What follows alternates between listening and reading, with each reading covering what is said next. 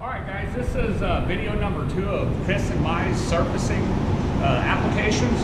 Remember what we talked about in the previous video? We gave you the welding symbol and we told you why. Remember, surfacing is scheduled maintenance.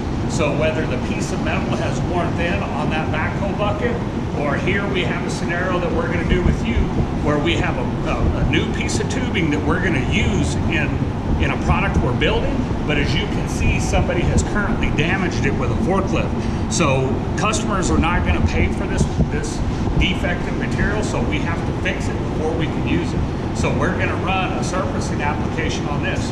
Now when you go into a shop, you guys, and they're going to have you do a surfacing or a repair on a dented piece, what quality control is going to do is they're going to probably circle where they want you to really do the repair work. You can see that this is a pretty good dent, and to give you an idea, I'm going to hold this square across that face and you're going to see it's perfectly flat. Well, when we come over here, you can see how bad that piece of metal has been damaged. So we're got to fix it before we can even use it. So this is where the skill sets of surfacing are really going to come into play. So quality control is probably going to have it marked.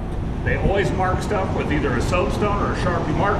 Well, what we're going to do as welders is we're going to come in here where they want us to do the repair procedure, and we're going to do a general layout. And what it's going to look like basically is we're going to do a band-aid. Even though this is more of an oval shaped repair, we're going to do a layout as a square. So what we're going to do is we're going to come in here, we're going to use our soapstone, and we're going to mark where this repair is. And what I like to do on a surfacing is I actually go a little bit bigger than what the surfacing is going to need. You can tell out here is probably not as dented as bad as in here, but I want to go ahead and do it because we're going to take it back down anyway. So what I do is I'm just laying out a square, or rectangle, excuse me, and this is where our perimeter of our surfacing is going to be. Now, if you look, you guys, I'm not real worried about this surfacing application being square. In other words, if you cross measured it corner to corner, it may or may not be square. That's really not what surfacing is about. We're going to basically surface up the low end of the damaged product.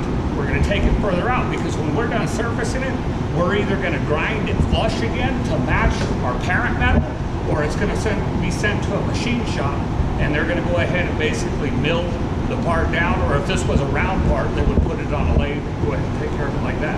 So what we did is we laid out the perimeter. It's like a band-aid. Now, the thing that I want you to understand about surfacing is we told you in video number 1 that you needed to hit toe to crown, and that's really important in welding. That way you don't have any low spots. But what a lot of people get focused on in surfacing is they feel like they need to keep it perfectly straight. They can be kind of crooked in your welding, and it's not going to affect the surfacing application. That's not how surfacing is judged. Chris Martinez has a piece right here that he surfaced for his class in aluminum, and you can see what we're talking about. He did a great job. The welds are perfect in size, they're perfect toe to crown, and he actually was able to keep these really straight, which is a really high skill level. But what we're trying to say is the most important thing is hitting the toe to crown and not having any low spots in there for when they machine it back down. You see there's a couple little low spots right here on this spot.